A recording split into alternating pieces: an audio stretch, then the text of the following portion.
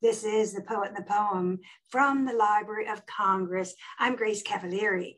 We are on remote with David Keplinger, poet, translator, teacher, I say philosopher. He'll read from his latest book, The World to Come. And here is David. Angels and Wounds. A play called Angels and Wounds by David Keplinger that goes on for years and has no curtain, where the author plays one of the parts. In some scenes, it's the wound in him that sees the same wound in the other. What's reenacted is an old disaster.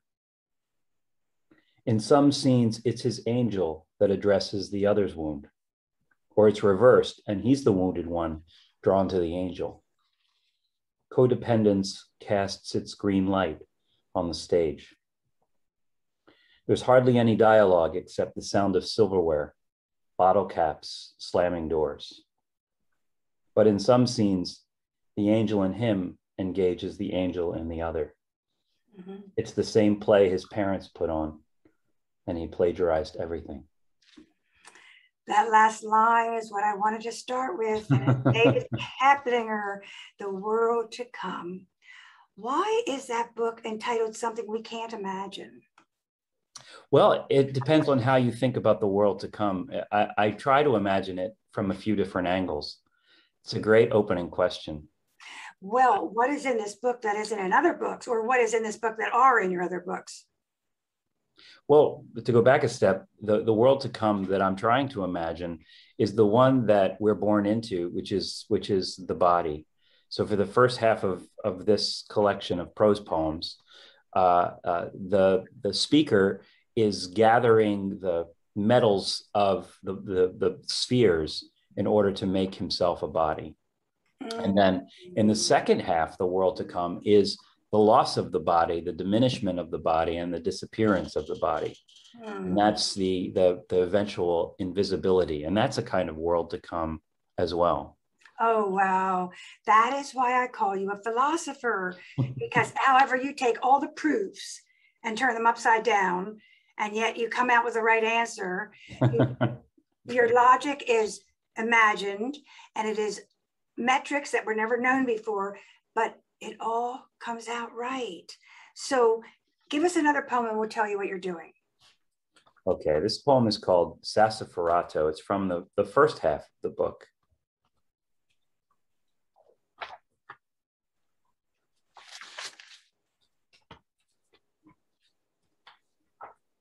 Sassafrado. And you might know the painter Sassafrado. There's a beautiful image of the Madonna with an ultramarine that's just unforgettable. And that's what I'm referring to here. In Sassafrado, it's the ultramarine that holds the idea of Mary, looking down at her hands, that captures the spirit of her prayer. It's a painting about the sea in love with the mountain crest, just as the mountain crest grasps how it will never know itself like the sea knows it. The sea at Carmel was similar. It surrounded the glass windows, and at night I heard colors like a musician does. My mother was dying. She was more pain than body then. And when the body receded, and then the pain, just after, slowly, what was left was pure crystal, blue salt.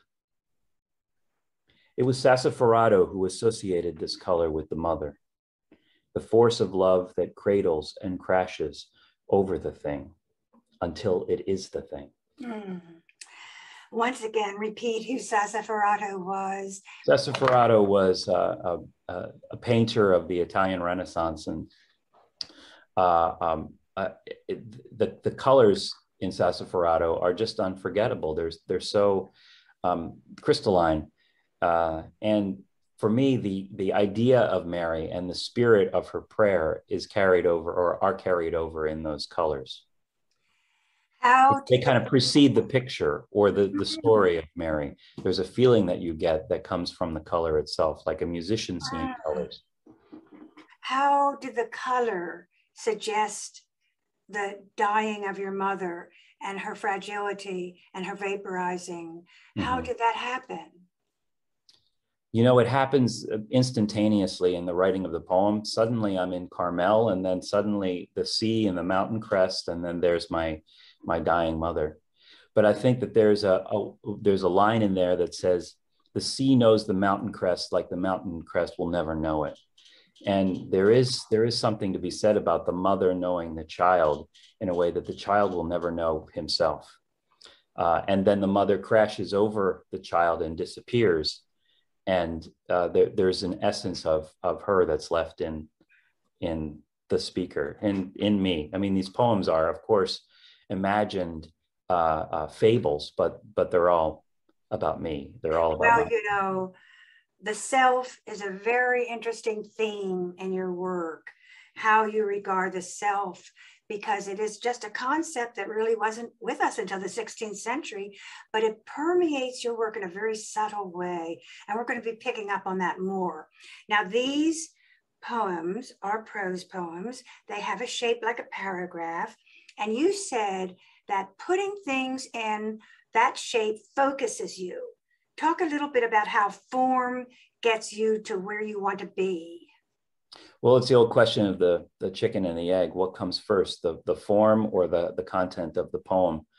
And for me, it's always been imagining a space. I was talking to my students about this very thing 2 nights ago, where I was asking them to remember how it feels to write one of their best poems.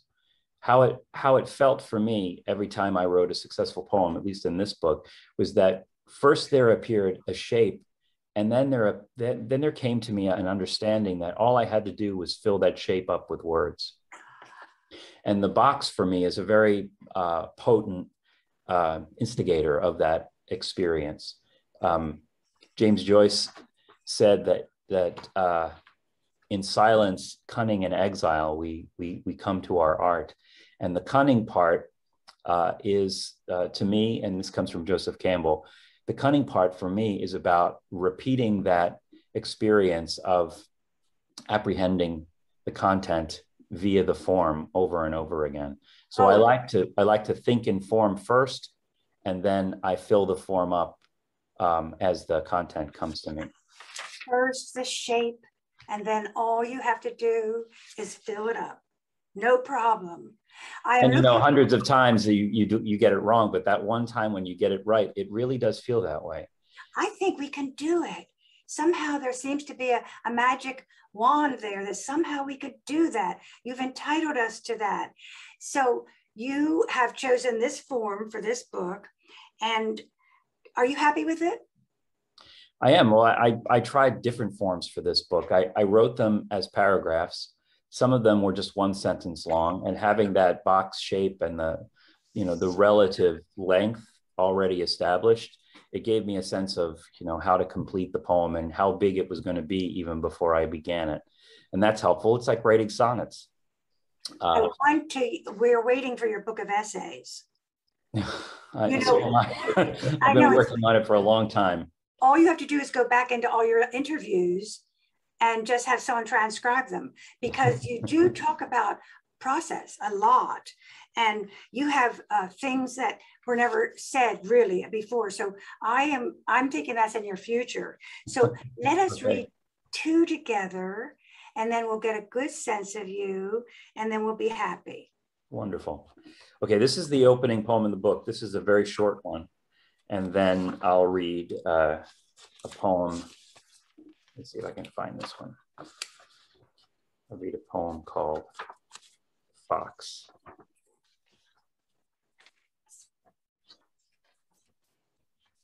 This is called Premise. That your shoes are 2 fish, a school that moves by the singular will. That the body is here, but elsewhere too. That there exists a body of wind, one for you, one for the city, the country, the planet. That there's one wind moving all of this just so. Even the bride in the white wedding gown. and the groom in the charcoal suit, the beautiful car that's waiting for them, the vast night. Oh, the expectation, how you leave it without a falling.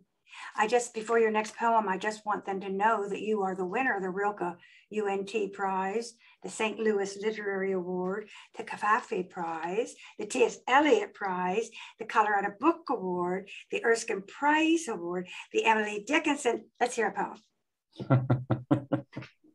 Great.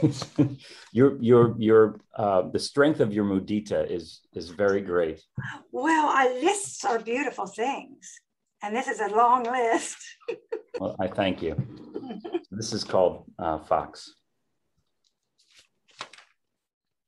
I count my blessing like a fox does. I skulk like the stoles of my grandmother. In Harleysville, on High Street, deep in my Catholic years, her stoles lay silent on the beds at parties in the houses she said were too rich for her. I'm the slow reader who must say the words out loud. I hold every word in my mouth like an egg. I come from the guild of the thieves. I loathe and long for what won't have me. The way my grandmother threw the fox head, wide-eyed, over her shoulder as she left in a huff. Now that's very interesting. Listening to those two poems together, I can tell how alone you had to get to be in that first poem. I know, I can feel that there's no amount of loneliness too great to enter to get to that first poem. And this poem was not written in that state of being whatsoever. It was a very declarative, it's complex, it's narrative, but there's a tone about your work that I can tell that you get into a place on the verge of arid. It is so lonely. And it's That's so, funny. where else does this stuff come from? Where else could this stuff possibly come from? Well, you know, there's the box that we talked about, formally speaking, but there's also, for me, the sentence. That's why I love writing prose poems, because even though the lines can do things that a sentence cannot, lines can make a phrase mean twice by the way that it carries over into the next line and by the way it stands as a unit by itself. So lines are powerful, and I use them all the time. But in the sentence, when it's just plain bare bones, the sentence, there is that aridness that you're talking about. And we all have our desert poems, and we all have our paradiso poems, and we all have our hell poems. You know, for me, the desert is the equivalent of purgatory. Poems stuck in a time state of waiting. So I agree with you. I think that there is a loneliness and exile poem in me that I come back to again and again. And it works for you. So I would take out the word dry. I do not mean that whatsoever. Yours are just full, rich. They're vibrant. But there is a place you go that nobody has the patience to go. And there, you know that's true, don't you? Well, I don't think of it that way, but I appreciate the blessing. Well, you know, someone perhaps. I count my blessing like a fox does. But, you know, sometimes someone can experience you. And that's the magic, that I can experience where you are when you write these things. So let's have more, please. More, please. Okay, this is connected to the previous poem. It's called The Iron Age. Often three at a time, the hat pins held the pillbox hat to the hair, attached to the brim by an Iron Age design. The head is a teardrop of pearl, and the woman, with a face that recalled the paintings of Sargent, would sit at those circular tables in another century, along with her three small daughters, who would sometimes receive on the lower part of the thigh, just below the hem of the skirt, the quick jab, its drop of blood as perfect and round as a burial mound. your knowledge of art and history and literature really help a lot, don't they? But then you don't take them at face value.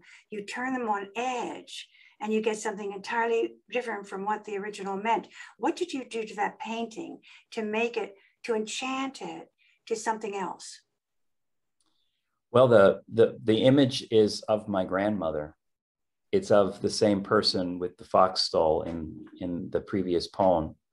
And my grandmother had the look of someone of another century. In fact, there is, it's a very eerie thing for me. There is a painting from a sarcophagus made in Egypt by Italians who lived there in the year 0 to 100. They were officers and they were people who were diplomats sent to Egypt to serve Rome, and they died there.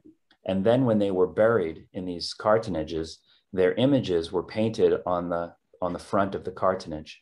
And they lasted. They're all over the world. You can find them in Australia and you can find them in Berlin. And in fact, on my last sabbatical, I found them in various places all around the world and wrote poems about them. But there's one in particular that is my grandmother. It's her face. And it's a face from the 19th century, but it's also a face from the year 0. There's something about her because she was born in 1910 to parents who had, come from Sicily, which was more like the 18th century at that time.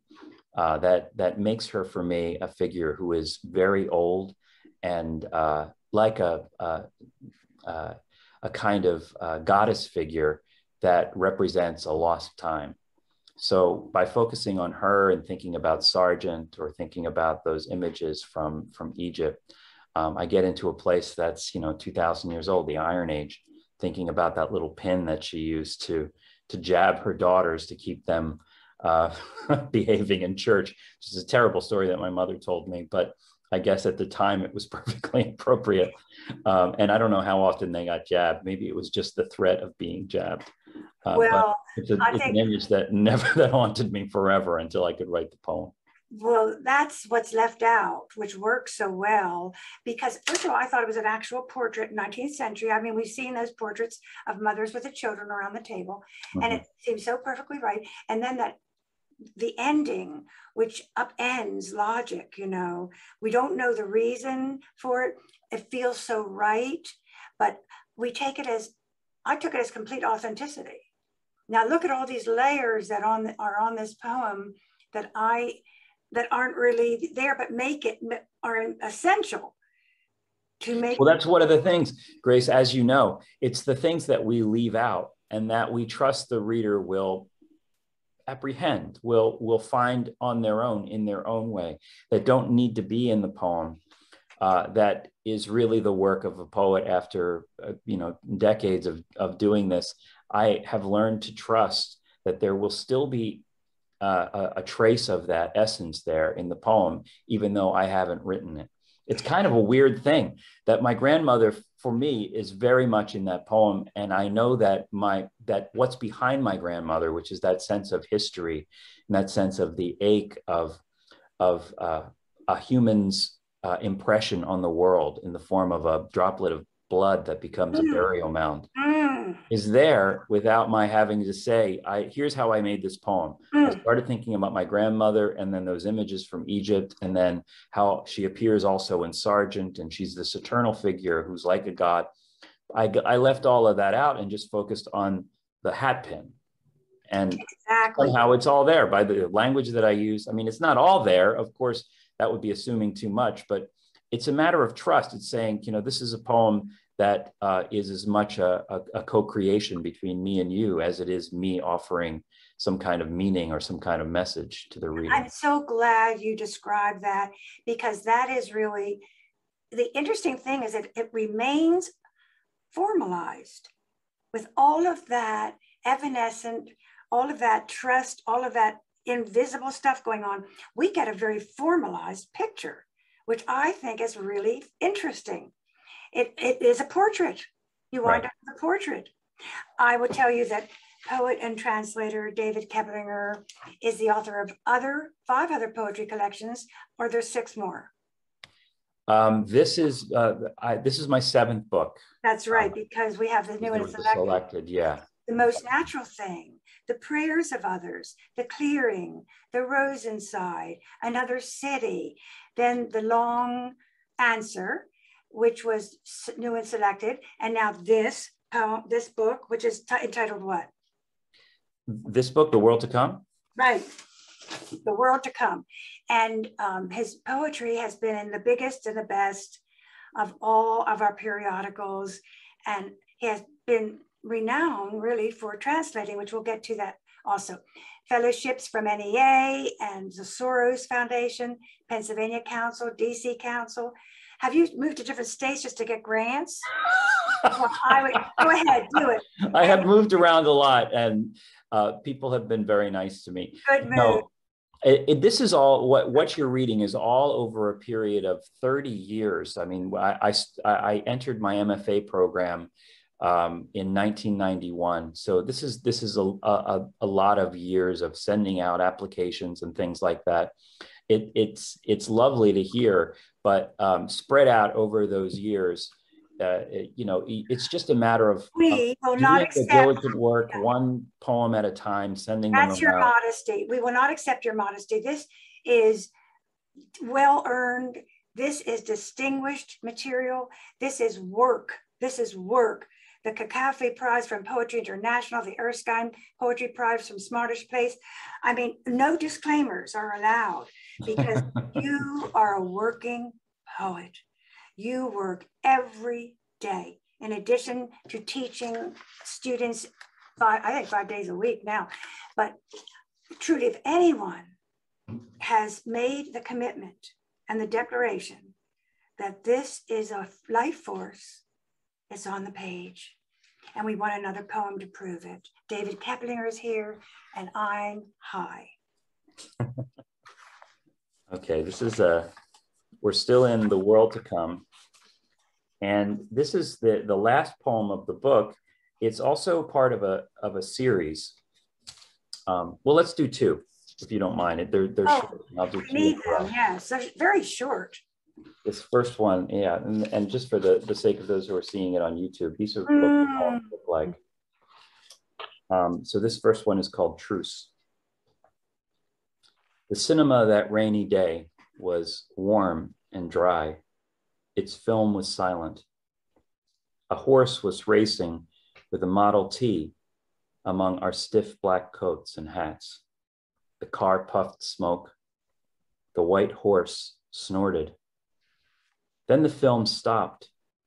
The crouching horseman had fallen half out of frame. Only in stillness like that, my friends, will God and devil call their truce. Then it started up again, as if letting out a breath. And this is the final poem of the book. It's called The Third Person. One must speak of the eternal self in the third person only. The eternal self stood beneath the olive trees that wagged their branches. It lived off sunlight once and the gloppy impasto of rain. The eternal self once had hands and a face, eyes and a mouth. But snails ate up the grass, then the sky, the sun, until there was no world, no light, the body invisible. All that remained were birds who knew how to fly at night, and snails and insects, instead of words that speak of an eternal self, instead of the work of the hands. Instead of a work of the hands. You said once, we belong to others' lives. You said once that things witness us. You have a very complex view of self. And what do you think? Are you aware of how many ramifications you use from the self, which I find to be a very interesting thing. I mean, we didn't even know it until the end of the 16th century, right? Mm-hmm. So, I mean, self. Okay, what is self? Unless you talk about the Buddha, which is 2,500 years ago. No, we're going to go. I think that's your next book, of course. I think you're. We have that, and see, that's why this conversation with you, for me, is so fruitful, because in you, I see someone who is looking in the places that I also find interesting. And that is why I love you. It's all about me. I knew that. Well, back to yourself, this is a reclaiming of it. Everything you're doing is a reclaiming of self. And so talk about self as you knew it. I mean, did it start when Christianity came and we knew that we could sin? And then all of a sudden, I mean, you are always looking at the self in a mirror that keeps changing. Tell me what you know about what you're doing. Oh boy, that is a question. I love the line from Joseph Brodsky, which I used in an unpublished essay recently, that consciousness began with the first lie. And that perfect. And that our awareness of ourselves came in the feeling that we were separate from others and that we had to protect ourselves from them. But he took that from the Reformation, because that's when people started looking at themselves in sin. That's right. Christianity. That's right. But so you see yourself as not a solid being. Right. Well, that's what are we talking about when we talk about self? If we're talking about self the way Whitman talks about self, then that Brodsky statement doesn't apply. But if we're talking about ourselves as separate beings, David Keplinger, a play about David Keplinger plagiarizing everything from his parents, then that sense of there are secrets that I keep to myself, that I can't stand myself, that I need to protect myself. Those kinds of statements are all about creating walls that indicate a space that isn't safe in the world. Exactly. Those enclosures.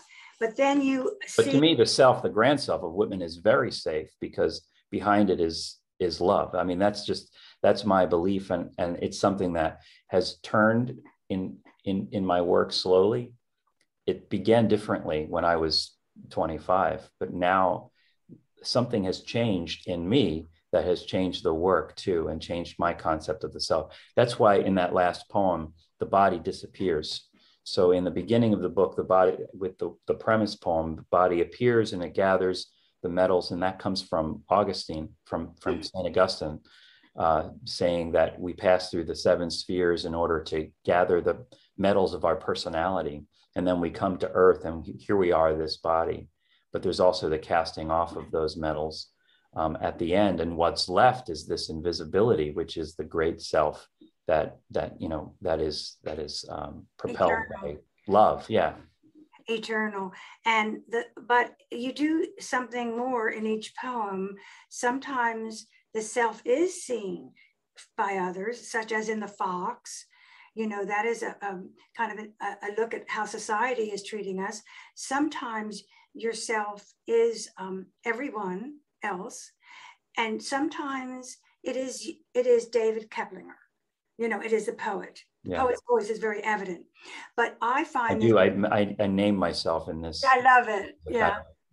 Mode of that. I think this is your main thrust. I think this is the thing that you will be remembered for. And as you proceed into mindfulness and into the areas where you're going, I think we can look at major contributions in this theory, which I don't think is done yet.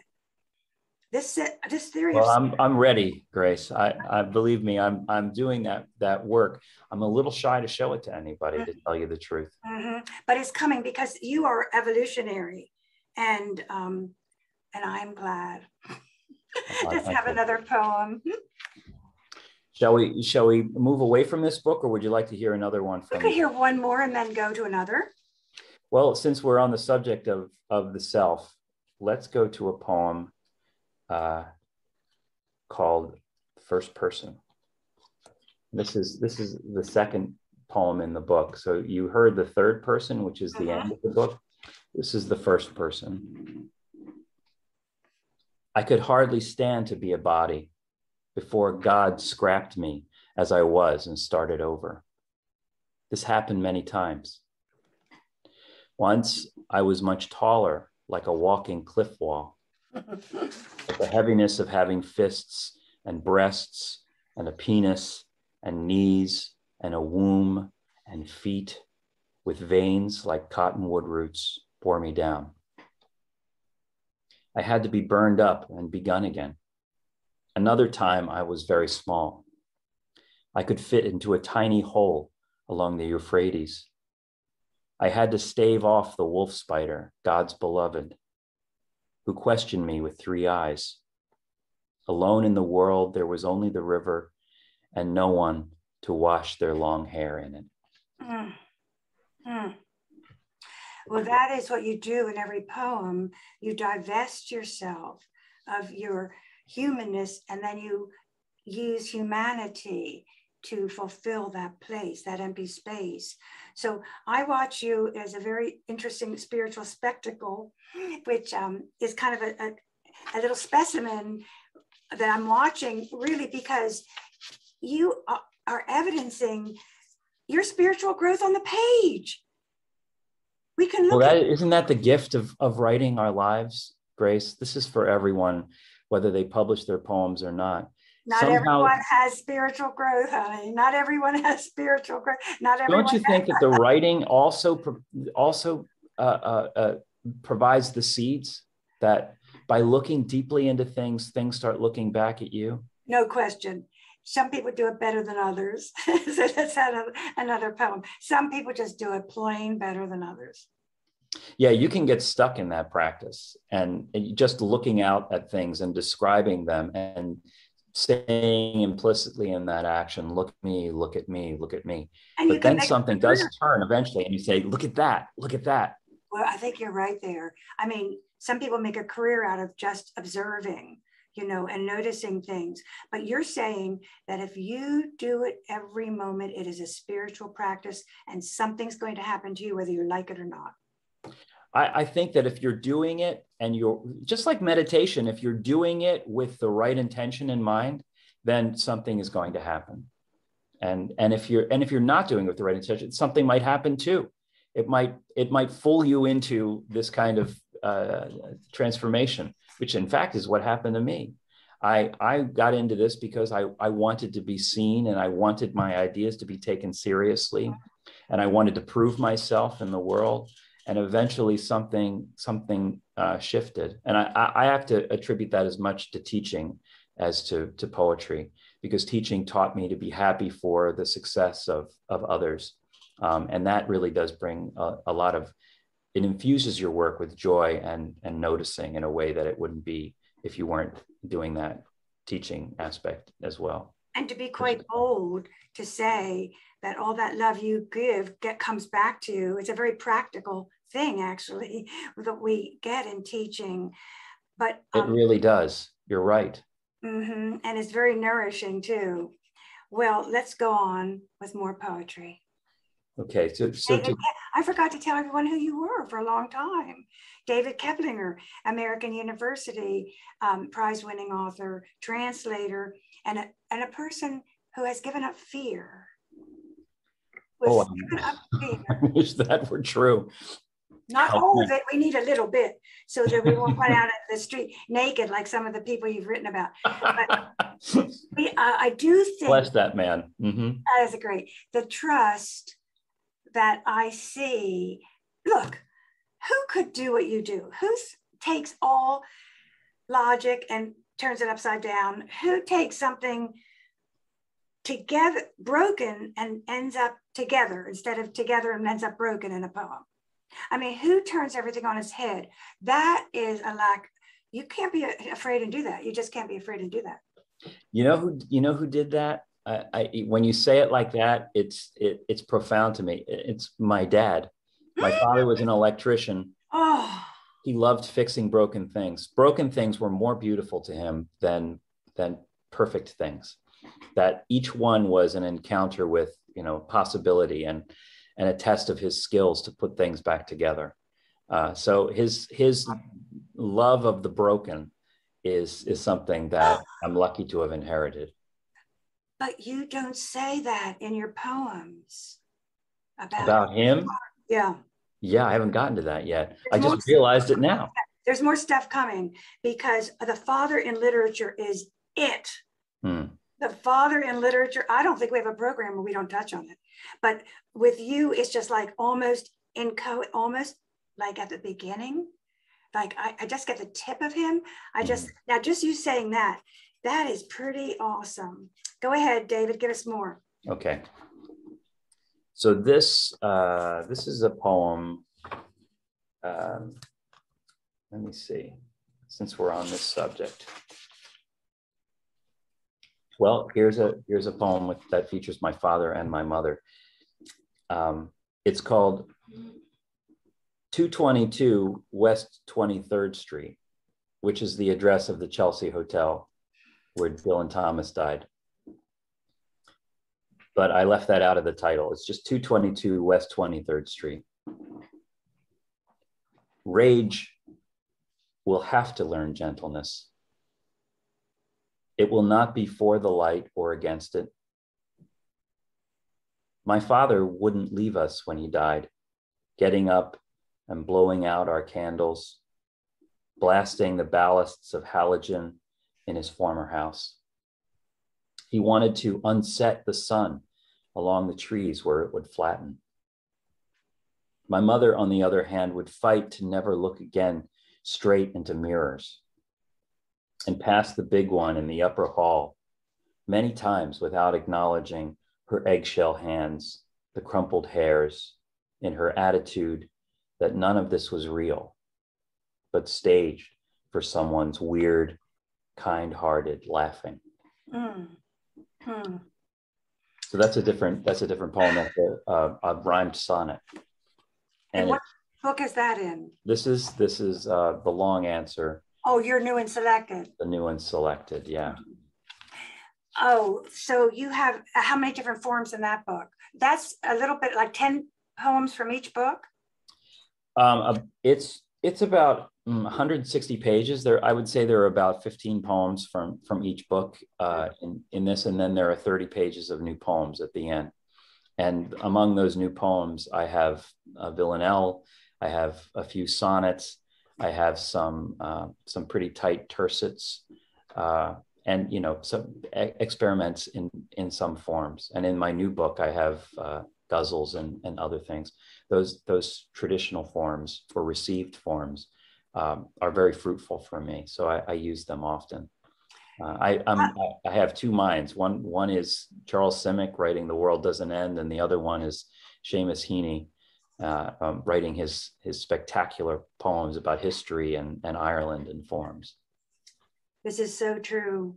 This is so true about you. But I think that form is the way you find your freedom, and it's very interesting to see. Let us have another poem. Okay. So this is a step away from those subjects, and it is a poem that is called, wait a minute, Composition for the Faith of Clifford Brown.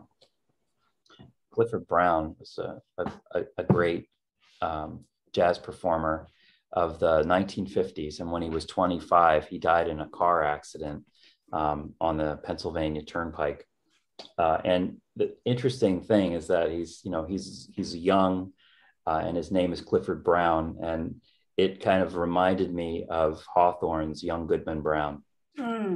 He was also a good man. He in a time when to be a jazz performer meant addiction and the kind of romanticism of that image that drew so many in. He by his reputation, according to Sonny Rollins, always stood back from that and, focused on the music. So it's a shame we lost him so young.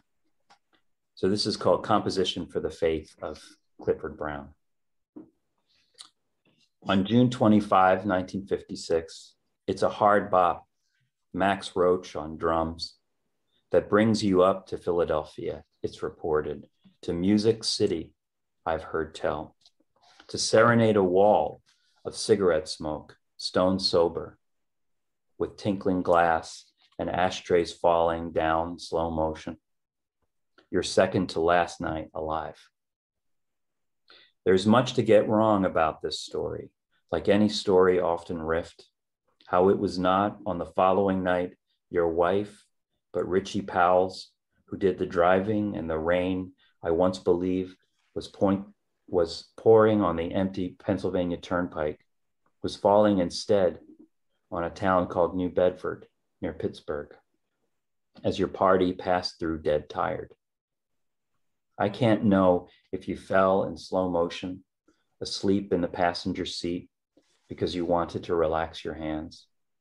I can't know if you wanted to lay your head against your Buick's thick window and sleep to the sound of syncopated raindrops spattering in flutes across the glass, or even if you intended, with the faith of 25-year-olds, to wake up fresh, still famous, only halfway through a hard storm, still Clifford, still full of wild gifts, at rest and in the city of Chicago.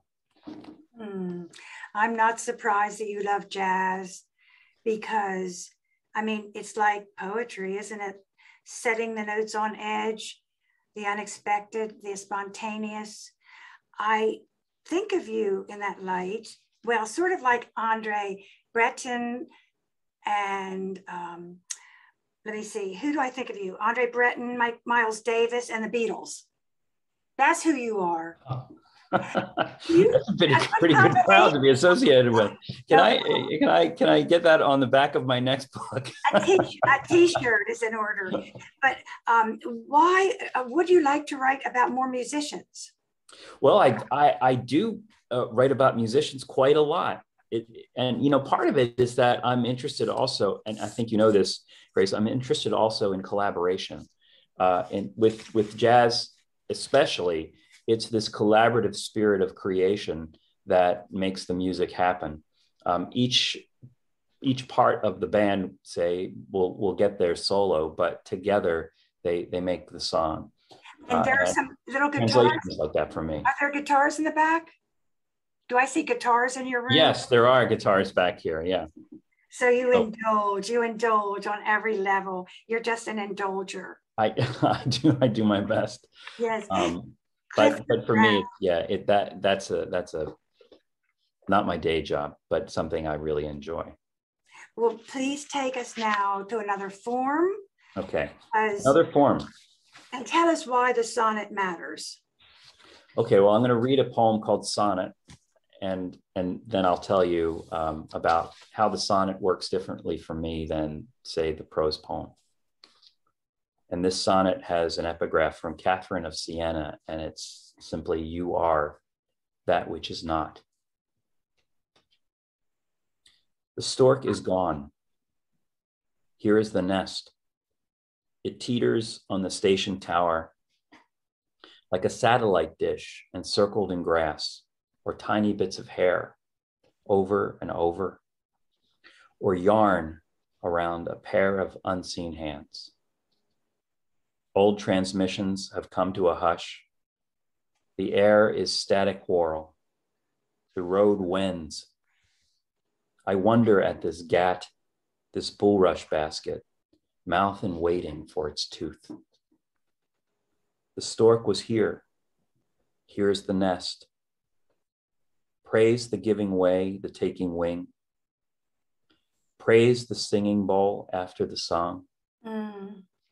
Praise who cast from such delicate bronze an absence. The cool thing is we wouldn't know it was a sonnet to hear it.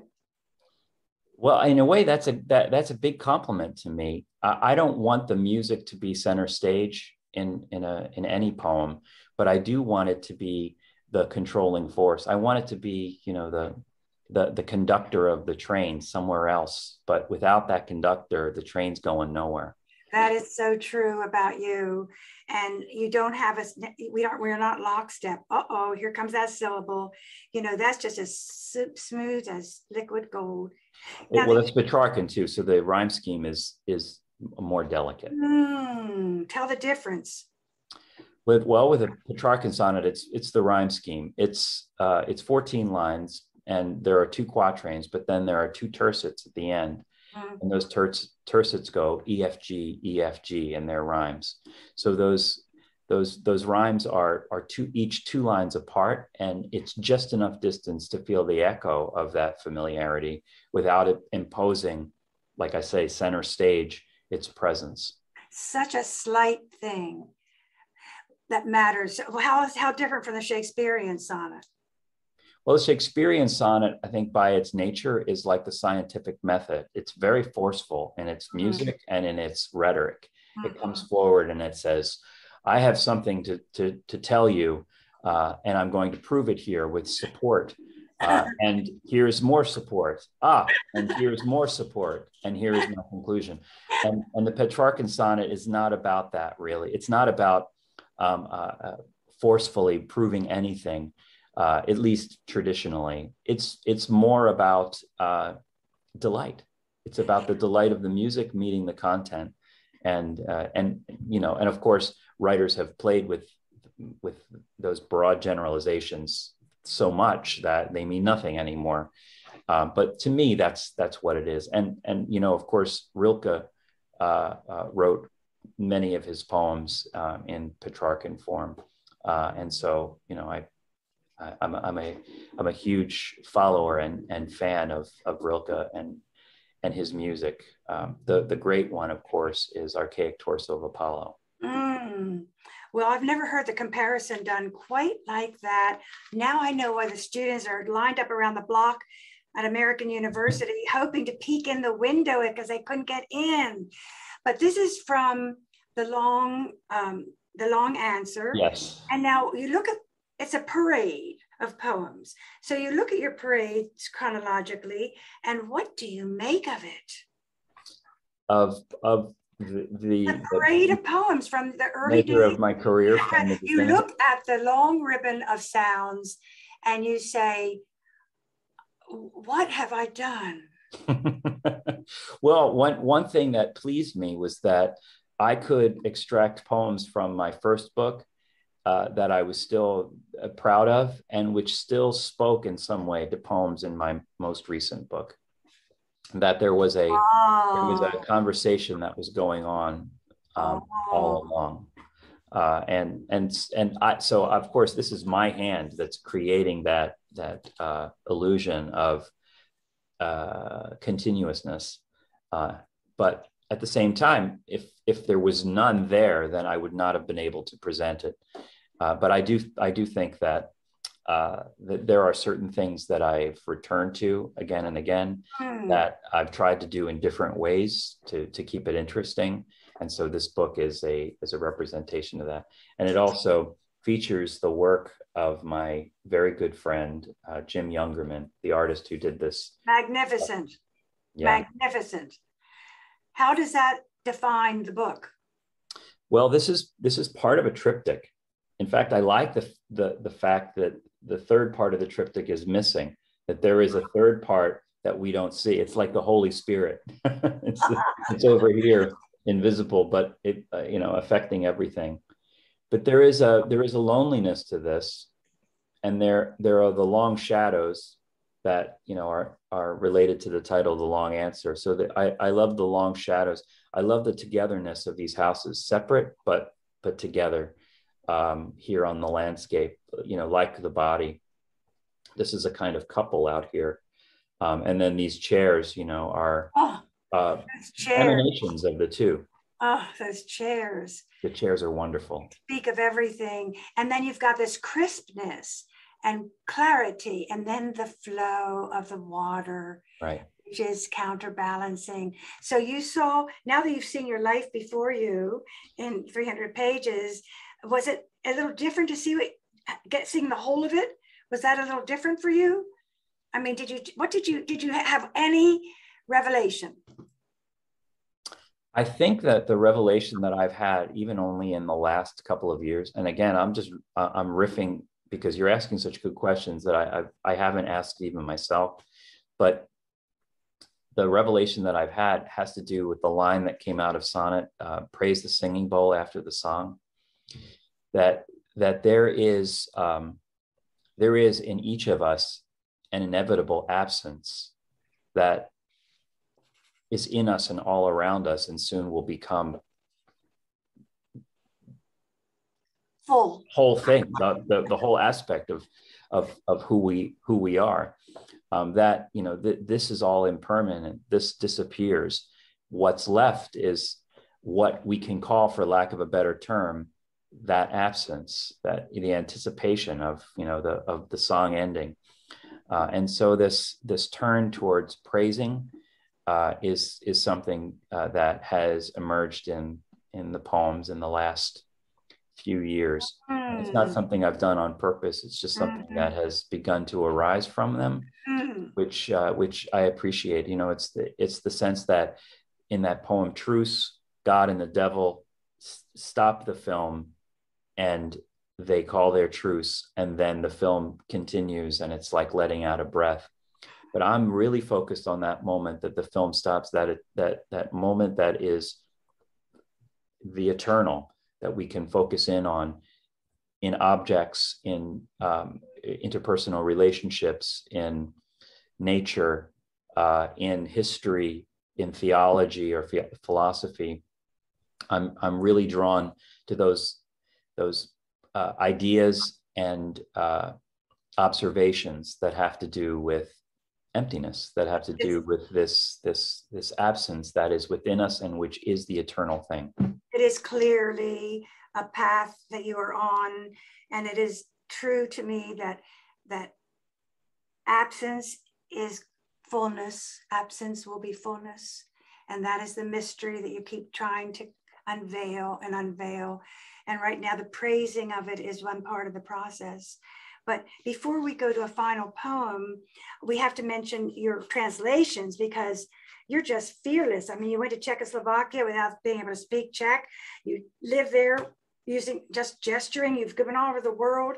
You just immerse yourself to find out who you are by virtue of not knowing who you are. It's just an incredible thing. So here you have a German that you've translated and a Dane. But I want to just mention that Nielsen, he and you are absolutely twins. Yeah, how did you find your brother? Your sensibility, the tone, the mystery. Just say a word about him. Well, as much as he's been my brother, he's also been my teacher. This is the jazz combo effect that I'm talking about. You can't help it. When you translate, as Mark Strand said, to translate is to read deeply. And so you're reading deeply this other, and all the while the seeds of their imagination are being planted in you. So I'm in conversation with him. And in fact, when I write my prose poems, the person that I think of reading them is Karsten. And we've been friends now for 22 years, 23 years. And we're going to do more work together. Hopefully, if we're able to travel next summer. He is an amazing, amazing poet, an amazing force in European poetry, even though he's not widely known. Those who love his work and who know it well see him at the forefront of, you know, the poetry of the imagination. But he, unlike Wagner, which is your German person, he's not exactly the same. He's not like you, the way Nielsen is like you. So Wagner writes in form. So that's the other part of my alter ego. He writes very musical poems in German, and has won the equivalent of, you know, the German National Book Award and the Pulitzer Prize, the Büchner Prize. He's a major voice in Germany. And I read his poems, and I feel the same sensibility as Nielsen. In fact, it was Karsten who introduced me to Jan. But we are very different, and so it's more of an effort. I also feel like something is being cracked open there and doubled. as it were, in the doing that work. I'm learning at a very high rate whenever I work on his poems, because he's doing things that I myself don't do. You're not afraid of work. You're not afraid of work. No, I mean, it doesn't feel like work to me. It still doesn't. No, Great. it's your life force. It's your life force. And now we will have a final poem by David Keplinger. So I have a new book that's coming out in 2023, and it will be published by Milkweed, and the title is yet to be finalized. But right now, it's a word that comes from a translation, a modern translation of a 14th century manuscript called The Cloud of Unknowing. And in The Cloud of Unknowing, this monk is trying to describe what he calls the everlastingness of God. And he says that in that everlastingness, the only word that can describe it is. So the book is called Everlastingness. And this is a poem from it. It's called Reading Emily Dickinson in Amherst, Massachusetts. I know how it feels to live in a small leaden room with only snakes and birds as consolation. I know how to imagine death by falling through stories of floorboards, like a poem flutters through molecules, air, and time. It never lands in the yard. The trick is not to die while dreaming of death. That's why the circle of doors and windows here remain open a little. That's why the poems seem always to end on slant rhymes and dashes. That's why the hawthorn cone is never quite in full bloom, but almost. I too come here respectfully. I bow halfway at thresholds. I know how to wait at a completely empty window, holding out my hands. The trick is not to die while dreaming of death. The voice of David Keplinger. And this is the poem from the Library of Congress. The program is produced by Forest Woods Media Productions, post-production by Mike Turpin, MET Studios. We wish to thank the Library of Congress for making the program possible. Funding is provided by the Rivada Foundation of the Logan family and the Sinipid Fund. I'm Grace Cavalieri. Our engineer is Mike Turpin.